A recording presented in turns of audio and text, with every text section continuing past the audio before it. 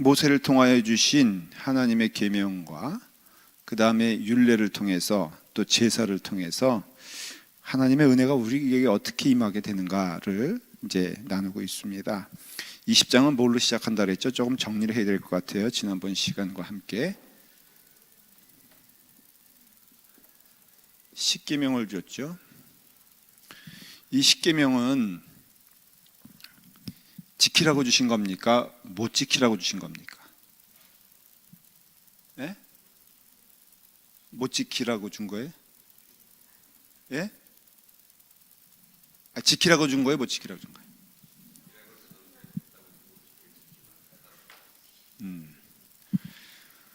어떻게 보면은 맞지 않는 옷을 주신 것과 똑같다 이거죠.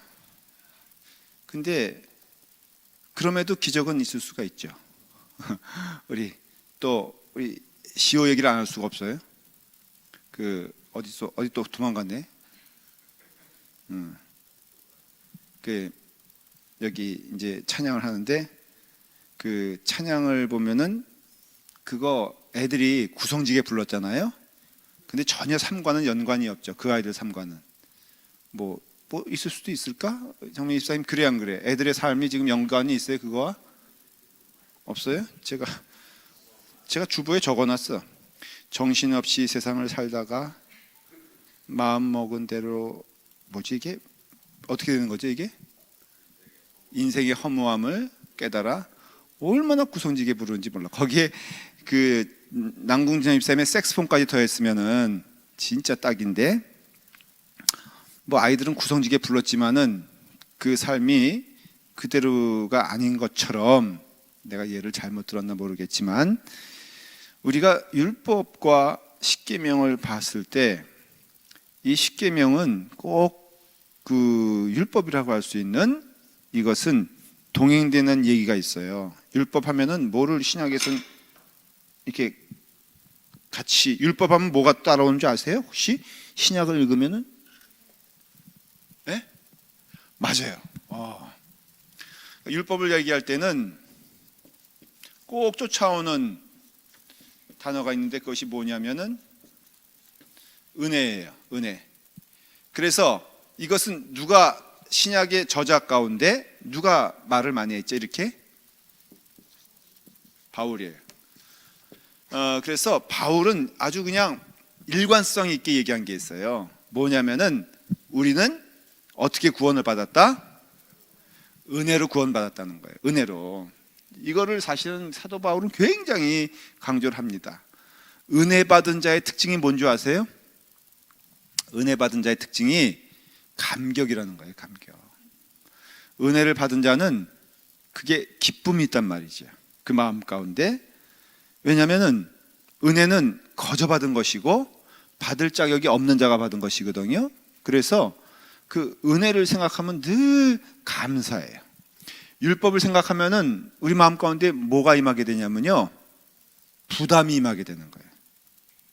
왜냐하면은 자꾸 뭐를 이렇게 율법이란 게 지켜야 되는 거잖아요. 율법은 우리가 생각하는 율법은 이런 거예요. 지키면 복을 받고 못 지키면 벌을 받는다. 이게 우리가 가지고 있는 거예요. 그러니까는 율법이란 것을 앞에 놓고는 어찌 됐든 간에 지키는 자나 못 지키는 자나 마음 가운데 뭐가 있어요? 마음 가운데 부담이 있어요.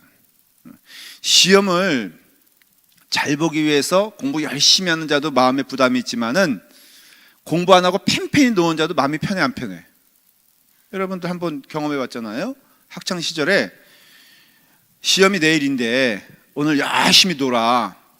솔직히 마음 편하게 노신 적 있으세요? 누굴 또 찝어야지 그것을 들을 수 있을까? 여기는 다 모범생들이고. 김은무 목사님 공부 안 했잖아요. 그렇죠? 김동인 목사까지. 네. 솔직히 마음 편하게 놀았어 안 놀았어? 대답해봐요. 나쁜 짓 했잖아요. 그렇죠? 나쁜 짓 할 때 속 편하게 했어 안 했어요? 했어요? 속 편하게? 그러면 저분은 이제 완전히 이제 간 거예요. 근데 상식적으로는 이렇게 율법을 앞에 놓고는 그 마음이 편할 리가 없다 이거예요. 그래서 우리 믿음 생활은 결론적으로 얘기하면요, 우리 믿음 생활은 기쁨으로 하는 거지 감사로 하는 것이 이렇게 의무로 하는 것이 아니라는 거예요. 조건으로 하는 것이 아니라는 것이. 여러분들 교회 안에서 믿음 생활도 마찬가지예요. 오늘도 숱하게 헌신하는 거 많이 있거든요. 어떤 교우들은 와서 크리스마스 추리 한다고 오후 내내 풍선 불고 애쓴 분도 있고요. 그 다음에 또 뭐 어떤 분은 우리 김 목사님 같은 경우는 저녁 그냥 해내느라고 오후부터 와서 수고하고 고생했잖아요. 근데 그거 할 때 마음이 불안하든가요? 기쁘든가요? 기쁘죠. 왜 기쁠까요? 조건이 아니거든. 그렇죠? 내가 이것을 함으로써 하나님께로부터 내가 구원받겠다는 것이 아니라 구원받은 자로서 하는 것이기 때문에 여러분 기억하셔야 돼요. 그게 헌금이 될 수도 있고요. 그 다음에 헌신이 될 수도 있고요. 봉사가 될 수 있고요. 모든 것들이 하나님 앞에서 그 일을 할 때에는 기억하십시오. 그 일을 통해서 하나님이 주실 복을 더 주시고, 안 주실 복을 주시고, 뭐 하나 주실 것을 두 개 주시는 게 아니에요. 꼭 기억하십시오. 우리가 하는 헌신이 하나님께로부터 받을 복을 우리가 더 받거나 덜 받는 것이 아니라는 것을 기억하셔야 돼요. 만일에 그런 것으로서 여러분들이 봉사와 헌신을 생각한다면은 착각이고 반드시 그거는 결과적으로 맞지 않아요. 우리가 이만큼 봉사했기 때문에 하나님이 이만큼 주시더라 하는 결과가 나오지 않기 때문에 그런 것으로 이해하는 분들은 반드시 시험 들게 됐어요. 믿음 생활에. 아니 내가 어떤 분은 그래요. 내가 교회 안에서 이렇게 헌신을 했는데 어떻게 목사님은 그렇게 헌신한 나를 그렇게 몰라주느냐, 그런 분들이 있어요. 근데 그럴 때마다 제가 도전적으로 얘기하는 것이 그렇게 헌신할 거라면 하지 마십시오. 왜? 그건 헌신의 의미와 맞지 않기 때문에 그래요. 헌금을 많이 했어요? 여러분, 헌금을 많이 하는 게 복입니까 아닙니까? 한번 제가 물어보십시다. 여기 많이 해본 분이 없나? 헌금을 많이 하는 게 복일까 아닐까? 어떤 분은 그래요. 11조를 본인이 엄청 내야 돼. 근데 그걸 낸다고 하십시다. 여러분, 11조 많이 내는 것은 복이요 아니에요? 복이에요. 왜냐하면 하나님께서 그만큼 많이 주셨다는 것을 우리가 봤을 때 그건 복이죠. 근데 왜 나는 저 사람보다 11조를 왜 많이 내야 됩니까? 라고 막 항변하는 분들이 있어요. 그럼 제가 기도해요. 이분의 11조를 엄청 줄여주시옵소서. 네. 기도하면 좋겠어 안 좋겠어? 예? 아니 왜 나는 저 사람보다 헌금을 많이 내는 거예요? 그러면 제가 기도하죠. 그러면 이 성도는요 이렇게 마음이 있으니까는 하나님 이분 헌금 아주 적게 하게 도와주시옵소서. 헌신도 마찬가지예요. 내가 그만큼 드릴 수 있는 것이 복이거든요. 사실은 우리가 여기서 뭐 찬양에 뭐 헌신을 한다고 하십시다. 이게 참 은혜가 되는 게 찬양 아무나 시키냐 안 시키냐 했을 때 여러분 아무나 시켜요? 아무나 안 시킨다고요? 뭐 유은성 권사님 여기 나와서 찬양하라고 누가 해 안 해? 안 하잖아요. 왜 안 해요?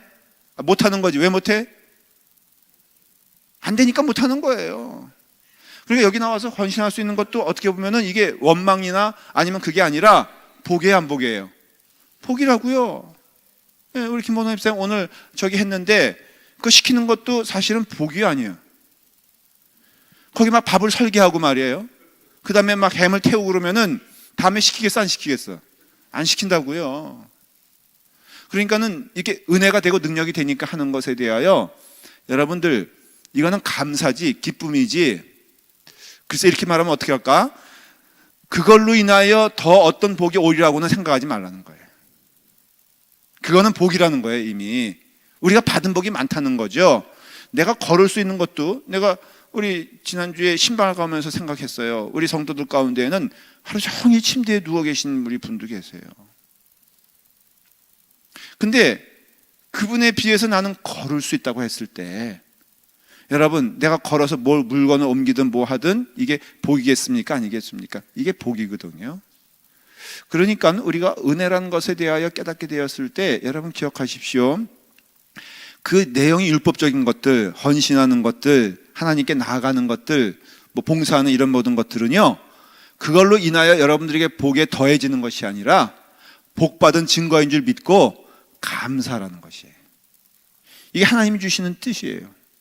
그러니 그런 의미에서는 우리가 뭘 더 했기 때문에 하나님이 복을 더 주시거나 무엇을 안 했기 때문에 또 복을 주시는 것이 아니에요. 은혜로 구원받았을 때 그 구원받은 것은 빈부의 차이 없이, 높음의 차이 없이 주신 거 아시죠? 그러니까 하나님의 전적인 주권이고 은혜이기 때문에 우리가 은혜로 구원받았기 때문에 우리가 구원의 문제에 있어서는 더해지는 것도 없고 덜해지는 것도 없다는 것이, 다만 믿음으로 깨달을 것은 하나님이 그저 내게 가장 좋은 것을 주셨다라고 믿고 살아야 돼. 좀 가난해도 말이에요. 저는 좀 많이 깨닫게 되는 게 진수성찬을 먹을 수 있어서 감사한 게 아니라 내 위장이 그에 대해서 어떤 음식이든지 감사할 수 있는 게 나는 복이라고 믿어. 이게 말이 좀 어렵지만은 뭐 이해가 되시죠? 무슨 얘기인지. 그러니까 뭘 줘도 목사는 배가 맛있다 안 맛있다? 맛있다는 거예요. 그래서 무엇을 더 이렇게 많이 있어서 복이 아니라 그냥 하나님의 은혜 가운데 내게 주시는 것이 충분한 복인 줄. 물론 우리 기도해요. 어떤 문제가 생겼을 때라든가 아니면 무고에 대해서 필요할 때 여러분 기도하는 것은 절대 잘못, 기도하셔야 돼. 저도 기도하는데 우리 자녀를 놓고 저도 기도하거든요. 우리 아들을 놓고 기도하거든요. 좋은 목사 되게 해달라고 기도하죠. 그러나 분명한 것은 기도하는 가운데 우리는 하나님의 뜻이 이 땅에 이루어지는 것을 믿기 때문에 저는 그 모든 것에 있어서 내게 하나님이 주시는 것은 다 좋은 것이다, 뜻이 있는 것이다. 때로는 힘들고 괴로울 때 있어요. 제게 임하는 것들, 경험되어지는 것들이 고통스러울 수 있어. 그러나 고통스럽더라고요. 그것이 저주라고 생각해 본 적은 없어요. 하나님이 내게 가장 좋은 것을 주셨겠거니, 여러분 우리가 어렵고 힘든 일이 있을 때 능히 이길 만한 힘을 누가 주신다 그랬죠? 하나님이 주신다 그랬잖아요. 만약 우리가 생각하는 그런 어떤 그 상식적인 복이라고 생각한다면은 피할 길을 주실 만한 환경을 주시면 안 되죠. 왜 피해? 근데 피할 길이라는 것은 장애물이 있다는 것을 말하는 것이고 힘든 일이 있다는 것을 말하는 것이거든요. 여러분 우리가 하나님의 은혜 가운데 주시는 복의 개념을 깨달으시길 바랍니다. 이미 우리에게는 복이 주어지신 거예요. 충분히 주어진 거예요. 그러니까는 우리가 하는 헌신과 이 말씀 지킴, 이게 율법이잖아요. 사실은 이 율법은 신약 성경에서는 이렇게 말을 해요. 이제 예수님께서 오셔서 은혜 가운데 우리가 구원받았으니까는 율법이 필요 있다, 필요 없다? 에? 필요 있다, 없다? 필요 없다라고 말하지 않아요. 네. 주의 율례를 지키는 것이 복이라고 말을 해요. 우리가 이 율례를 생각했을 때, 십계명을 생각했을 때, 여러분 이 말씀에 순종하는 것은 참 복이 되는 것이요, 이게 하나님께서 기뻐하시는 뜻이거든. 이 인생길이 십계명으로 말할 수 있는 율법을 이렇게 보면 십계명이 율법이니까 간단하게 말하면 십계명 생각하면 돼요. 여러분 십계명을요 지키려고 애를 쓰는 것, 우리가 온전해서 완전히 지키는 게 아니라 그럴 수 없다 그랬잖아요. 그 길을 향하여서 나아가는 방향성, 이것이 참 복인 것이, 왜냐하면은 아버지의 뜻을 따라서 하나님의 기뻐하시는 길을 걸어가는 축복을 주셨기 때문에 그래요. 어느 순간부터 여러분들 내가 기뻐하고 내가 좋아하고 내가 사랑하는 분에 있어서 그분의 뜻에 따라 순종하려고 할 때 우리 마음 가운데는 기쁨이 있어 없어? 우리 기쁨이 있잖아요. 그렇죠? 우리 남편들도 마찬가지예요. 여러분 보면은 남편들 한번 들어보십시오. 아내의 말에 순종할 때 기뻐요, 괴로워요? 나 가끔 그 생각해. 꼭 우리 집사람 얘기하는 게 아니라 우리 남자들로서 얘기하는 것인데, 우리 어떻습니까? 최정관 장로님, 최경영 원사님 말 들으면은 마음이 편해 안 편해? 편안하죠? 여기 다 말할 수 있어. 누구 말할까?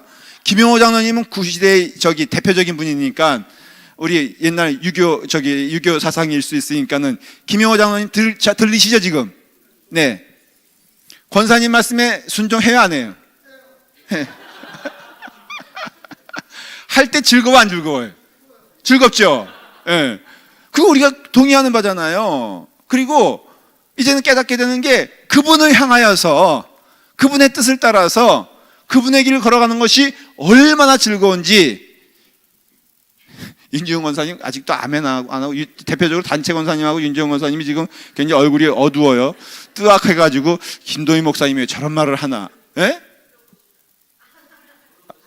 물어보라고요 또? 참 독하다.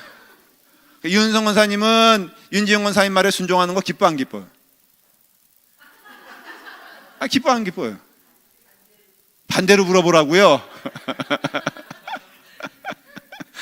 아니 저기는 어떤 답이 나올지 몰라서 안 물어볼래. 여기는 그래도 제가 대강 답을 알고 있으니까 물어보지, 저 두 분은 어떤 답이 나올지 몰라. 그러면 또 가다가 또 목사님 때문에 말이야 또 가정 뽀개졌다고 그러면 되니까. 율법은 그런 뜻이에요. 여러분 성경 율법을 좀 기억하셔야 될 것이요, 내가 하나님의 뜻에 따라서 살아가는 것이 이게 억지의 의무가 아니라 기쁨이라니까요. 즐거움이라. 그러니까 십계명은 그런 의미에서 살아있다 안 살아있다? 살아있다는 거예요. 부모님을 공경하는 것이요, 궁극에는 어때요? 기쁨이라고요. 기쁨이라고. 근데 그래서 우리 아들을 보면서요 요즘 많이 좀 금심하는 게, 우리 아들에게 기쁨이 없어.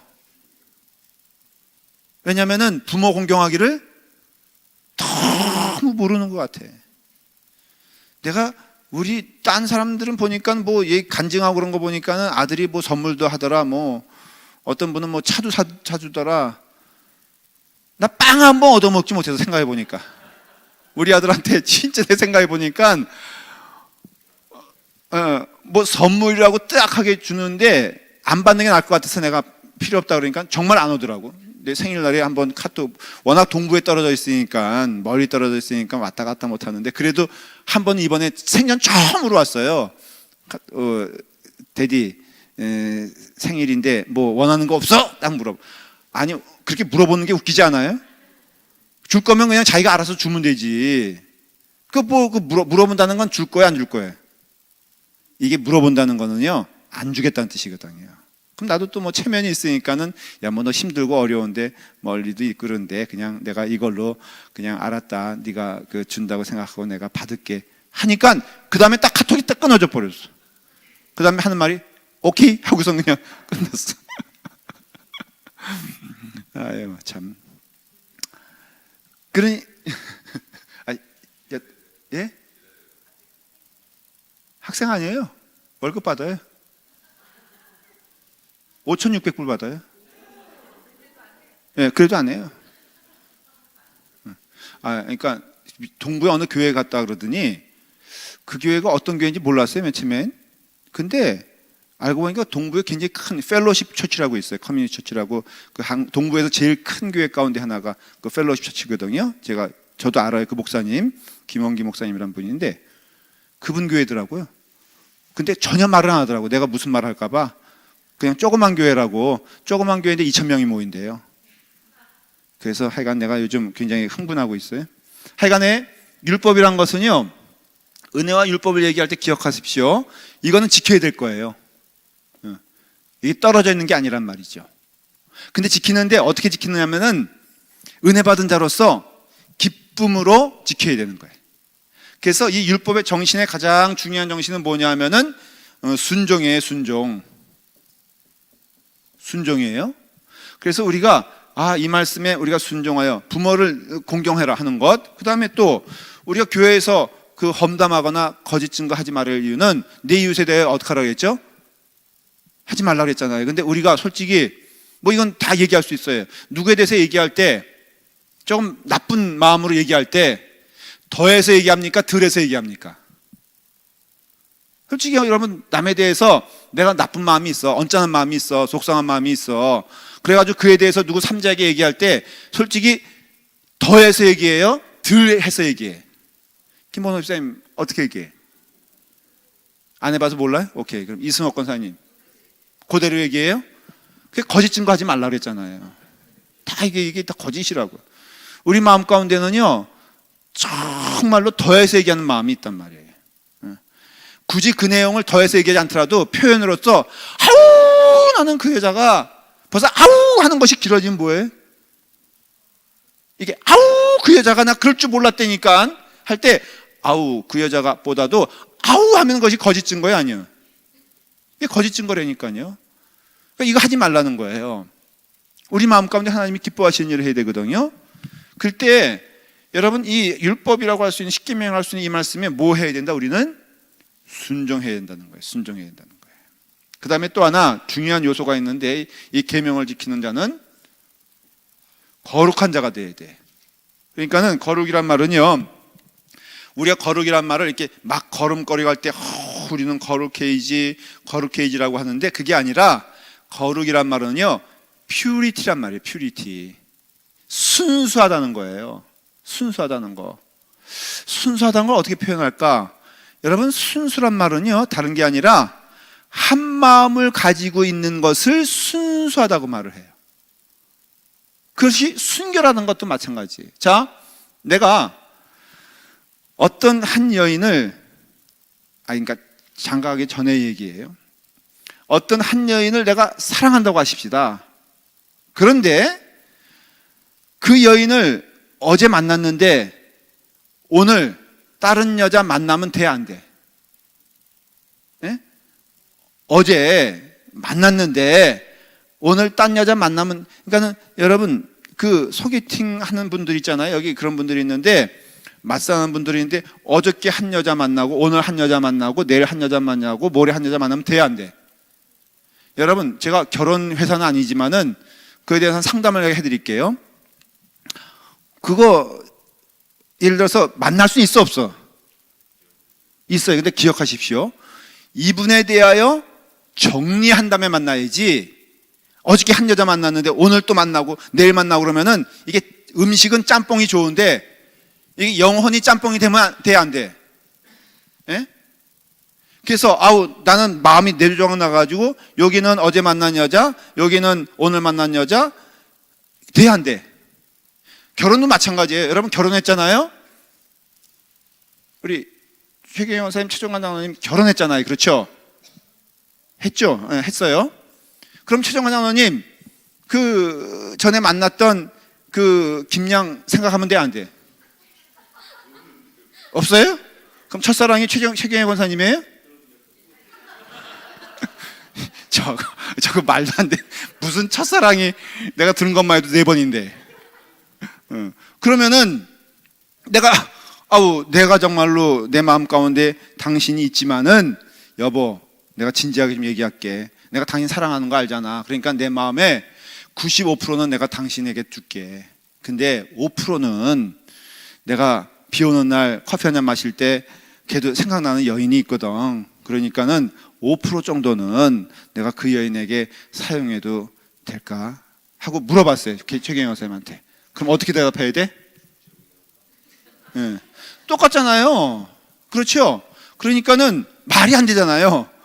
가끔 엉뚱하게 그런 얘기 하는 사람 정말 있더라고요. 뭐 5%는 내가 내 마음대로 사용할 테니까 여보, 그냥 95% 당신 사랑하니까 이거 5%만 나 그냥 딴 여자 생각해도 그냥 이해해줘.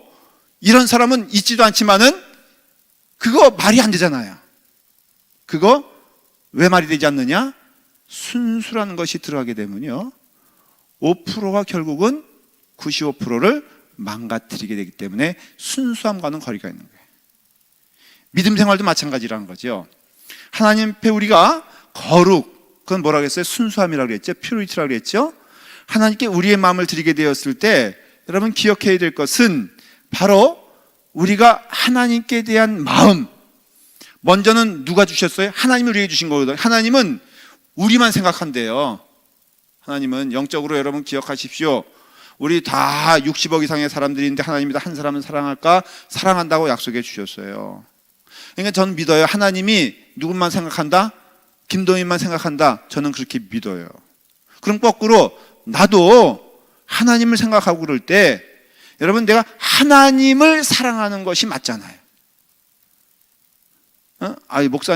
목사님에게는 사모님도 있고 그 다음에 교인들도 있고 그런데 하나님께 온 마음을 드리면 어떻게 됩니까? 여러분 하나님을 온전히 사랑하는 자 그 영혼도 함께 사랑한다는 것을 성경은 말해주고 있어요. 그러니까 이 거룩이란 것은 딴 표현이 아니라 우리가 거룩한 목소리, 거룩한 찬양, 거룩한 발걸음, 거룩한 복장 이게 아니라 여기서 말하는 거룩이란 것은 순결한 마음으로 하나님을 향하여 나아가는 마음으로 하나님이 명하신 그 뜻을 따라서 그 말씀에 순종하는 자가 성도라 이거예요. 그러니까 우리가 성도의 삶이란 것은 분명히 하나님과 더불어 연결되어 있는 것을 볼 수가 있죠. 대표적인 것이 뭐라고요? 십계명이라 이거예요. 그래서 우리는 십계명을 여러분들 우리 교회에서 기억나세요? 십계명 다 외우게 했었죠. 벌써 다 까먹으셨나? 여기 우리 교회에 3년 전에 3년 전후 이거 어떻게 표현해야 되죠? 예를 들어서 4년 차가 됐다. 우리 교회 5년 차가 됐다. 그럼 그걸 뭐라고 표현해요? 3년 후에 아닌가? 3년 전인가?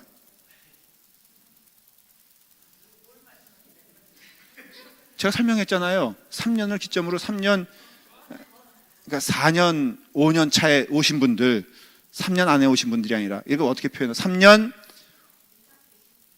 이상 되신 분들, 감사해요. 그런 분들은 십계명 다 외우게 했어요, 제가. 기억나세요, 여러분들? 그래서 막 그냥 일으켜서 세우고, 금요 집회 때 막 그냥 안 해오면은 막 뭐라 그랬죠? 그래서 다 여기서 아마 절반 정도 다 외우세요. 김민아 집사 한번 외워볼까요?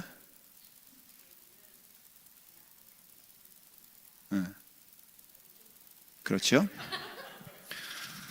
그래서 이 율법을 우리가 기억하게 되었을 때 거기에는 두 가지가 필요하다고요. 뭐라고요? 순종과 거룩한 마음이 필요하다는 것이에요. 그 연장선상에서 오늘 이 얘기가 있는 거예요. 이 말씀이. 자, 한번 보겠습니다. 여기 보니까는 이제 보십시오. 자, 우리가 몇 절 읽었죠? 자, 20장 22절 한번 볼까요? 시작. 여호와께서 모세에게 이르시되 너는 이스라엘 자손에게 이같이 이르라. 내가 하늘로부터 너희에게 말하는 것을 너희 스스로 보았느니. 그렇게 돼 있죠. 그러니까는 그 이스라엘 사람들이 하나님의 음성을 들었을까? 출애굽에 보면요, 하나님의 음성을 듣지 못했다고 돼 있어요.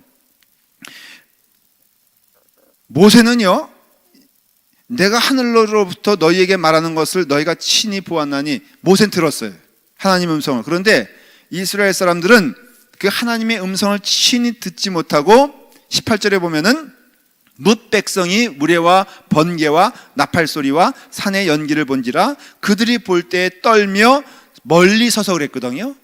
그러니까 하나님께서 음성을 주실 때 모세는 가까이 갔는데, 근데 그 이스라엘 사람들은 두려운 나머지 떨어져 나왔다는 거예요. 모세는 안으로 들어가고 그 다음에 이스라엘 백성들은 떨어져 나온 것을 의미하는 거예요. 여러분, 말씀이 임하게 되었을 때 그 말씀 안에 온전히 들어가시길 바랍니다. 영적인 의미로 해석하면요, 주일날에 은혜 받는데 말이에요, 뒷자리가 은혜롭습니까? 앞자리가 은혜롭습니까? 네? 앞자리가 은혜로워요. 어느 특정한 자리가 은혜롭습니까? 하나님의 은혜가 다 넘치게 됩니까? 제가 몇 가지 권면을 드릴게요. 뒷자리는 바글바글한데 우리 교회가 특징이, 뒷자리는 미어 터져. 근데 앞자리는 여기 좀 펴 있어요. 특별히 이 자리. 여러분, 은혜가 넘치면은 앞으로 나오실 간절히 축원을 드립니다. 또 하나는 이상하게 주일날, 내가 지난 주일날 깨달은 건데요, 여기는 바글바글해. 막 그냥 한 자리에 6명씩 막 껴앉아. 근데 여기는 조금 널널해. 그쵸? 왜 그런지 모르겠어. 김원우 쌤 왜 그런지 알아요? 아, 그래요? 하여간에 앞자리가 은혜롭다는 것만 기억하십시오. 이거는 뭐 말씀의 사족이니까는 길게 말하지 않을게요. 그 사도행전에 보면요, 그 바울 되기 전에 사울이 주의 음성을 들을 때 그 주변 사람들은 주의 음성을 들어요, 못 들어요? 못 듣잖아요. 그렇죠? 그냥 두려운 마음에 하늘로서 오는 소리만 들었지 그 목소리 못 들었단 말이죠. 바울은 들었단 말이죠. 그와 같이 이제 그런 일들이 여기 벌어지게 된 거예요. 자, 23절을 볼까요? 시작. 너희는 나를 비겨서 은으로나 금으로나 너희를 위하여 신상을 만들지 말아라. 그렇게 돼 있죠. 근데 재미있는 말이 있어요. 여기서 좀 우리가 질문이에요. 신상은 누구를 위해서 만드는 겁니까? 여기 신상, 십계명에도 신상 만들려고 그랬어요? 안 만들려고 그랬어요? 안 만들려고 그랬죠? 그렇죠? 지금 이거는 뭘 염두에 두냐면요, 아브라함이 우상 숭배자였고 우상 장사였잖아요. 그렇죠? 그 다음에 야곱이 그 삼촌 라반의 집에서 나올 때 그 아내가 뭘 훔쳐가지고 나오죠? 예? 드라빔을 훔쳐가지고 나오잖아요. 그 여자가 얼마나 그거 가지고 나오기가 힘들어요. 아버지가 아끼는 거니까 목숨과 같은 건데 그거 훔치기 위해서 세상에 그 드라빔을 어디다 숨긴지 아세요? 예? 안장 밑에거든요. 그때 그 안장이 우리가 생각하는 그냥 딱딱한 가죽 안장이 아니라 흐물흐물한 안장이에요. 그러니까는 그 여자, 제 표현이 좀 이상한데 내내 뭐 낙타든지 말이든지 뭐 타고 왔겠죠. 타고 오면서 여러분 그게 응대기 밑에 있으면 어떨 것 같아? 예? 그때 치질이 나온 거예요. 치질이. 예. 왜냐면은 그거 깔고 있느라고. 근데 여러분 그 우상을 왜 그렇게 라헬인가? 가만히 있어봐. 라헬 맞죠? 라헬이 왜 그것을 끌고 나오려고 그랬을까? 원인이, 그러니까 이유가 뭐예요? 복 받으려고. 그렇죠? 그러니까는 지금 누굴 위해서 가지고 나오는 거예요? 자기를 위해서. 그렇죠? 그 우상이 뭐 존경스럽다거나 아니면은 뭐 이렇게 뭐 숭배의 대상이 아니라 오로지 뭐예요? 내 욕심을 채워줄 존재로 가지고 나온 우상이란 게 그렇다는 거예요. 우상이란 게. 여러분들이 예수님 믿지만요, 이 세상의 모든 종교가, 세상의 모든 눈에 보이는 우상들이 다 그 목적이 누구냐면은 내 욕심을 이루고자 하는 것이란 말이에요. 이해가 되세요? 지금 이거 여기서 말하는 눈에 보이는 이런 것은요, 단지 여기서 말하는 것뿐 아니라 모든 우상을 말하는데, 모든 우상이 우리가 옛날에 그러니까 우리 조상들이 했던 불교 믿는 식이라든가 아니면 뭐 비나이다 하면서 부뚜막의 비나이다, 뭐 화장실의 비나이다, 뭐 아니면은 뭐 성황당의 비나이다, 뭐 이런 거 있잖아요. 그렇죠? 이게 다 뭐냐면은 내 욕심이 내 마음 가운데 가득 찬 것을 의미하는 거거든요. 이거 하지 말, 이거 그런 뜻이에요. 그러니까 오늘날에도 우상이 있다 없다? 솔직히 우리 가운데 있다는 거예요. 하지 말라는 거예요. 자, 너희가 신상과 그 다음에 은으로 신상이나 금으로 신상을 누굴 위해서 만들지 말라 그랬어요? 너희를 위해서. 그러니까 거꾸로 말하면은 너희가 그렇게 만드는 짓거리 하는 것은 다 누구 때문이다? 너희를 위함 때문 아니냐. 제가 그 바티칸 CD에 가가지고 말이에요, 베드로 성당에 들어갔단 말이에요. 들어가니까는 내가 딱 느낌이, 목사의 눈으로 봐서 그런지 몰라도 너무나 신상들이 많어. 이게. 근데 왜 내가 신상이라고 표현하냐면요, 거긴 베드로 선생도 있고 바울 선생도 있고 야고보도 있고 다 있는데, 이미 그것을 대하는 사람들의 마음이 캐톨릭 신자를 말하는 거예요. 좀 이렇게 표현이 좀 이상할 수도 있어요. 그것을 대하는, 저처럼 보러 간 것이 아니라 그것을 믿는 사람들의 태도가 뭐냐면요, 그게 믿어지는 거예요. 스테이처가. 그래서 그것을 향하여 막 기도를 하는 거예요. 근데 사실 기도가 뭐냐면은 나를 위한 기도예요. 특별히 여러분들 가보신 분 혹시 있으십니까? 안 가보셨죠? 한 분도 안 가보셨죠? 네, 그렇게 대답을 하세요. 아유, 참. 한 분도 안 가보셨으니까 모르죠? 제가 베드로 성당에 가면요, 말 그대로 베드로 딱 있어요. 굉장히 커요. 근데 청동으로 되어 있나 그런 것 같아요. 근데 우리가 이렇게 딱 얼굴 눈에 마주치는 부분이 발이에요. 발. 베드로의 그 발가락이에요. 근데 고기만요 아주 맨질맨질해요. 고기만 맨질맨질해. 그래서 거기는 다른 색과 틀리게 그 본연의 그 색깔이 나와요. 그게 청동 색깔인지 구리 색깔인지 모르겠는데 나와요. 왜냐면은 그거를 만지면은 애 못 낳는 자들은 애 낳고, 아이 떨어진 애는 서울대학 가고, 그 다음에 사업 망가진 영혼은 사업이 이렇게 융성한다는 소문이 있었어요. 그게 진짜로. 그래가지고 그냥 사람들 줄 서가지고 그거 만지겠다고 한번. 저는 어떻게 했어요? 저도 만졌죠. 저는 만진 게 딴 뜻이 아니라 그래도 기왕 왔으니까 남들 하니까 해보는 건데, 이 모든 모습들이 뭐냐면요, 그거 왜 만져요? 사실은 내 욕심이 이루어지겠다고 만지는 거고, 거기에 뭔가 있다고 생각하니까 만지는 거거든요. 이걸 말하는 거예요. 지금 하나님께서 뭘 말하냐면은, 너희가 눈에 보이는 것으로 만들었을 때 그 눈에 보이는 것은 우리가 생각하는 단지 눈에 보이는 것뿐 아니라 우리의 마음 가운데 그와 같은 마음이 있다는 것은 뭘 말하냐면은 바로 우상을 숭배하고 있다는 마음이 있다는 것이에요, 여러분들. 그래서 결국은 그것을 하지 말아라 라는 것이에요.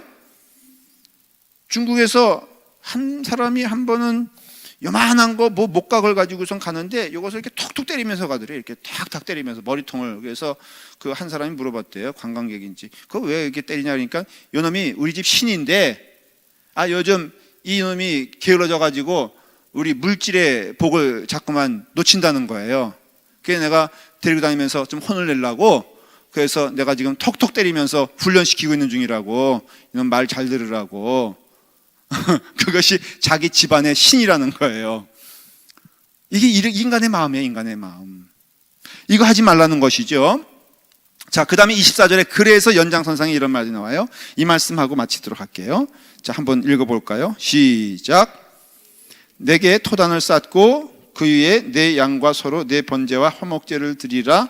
내가 내 이름을 기념하게 하는 모든 곳에서 내게 임하여 복을 주리라. 토단이 주는 의미가 뭘까? 이걸 깨닫고 여러분들 말씀 마치겠습니다. 토단이 어떤 의미가? 토단과 반대되는 게 뭐예요? 토단은 말 그대로 뭐죠? 예? 흙이에요, 흙. 토단의 반대는 뭐겠어요? 뭐 석단일 수도 있고요.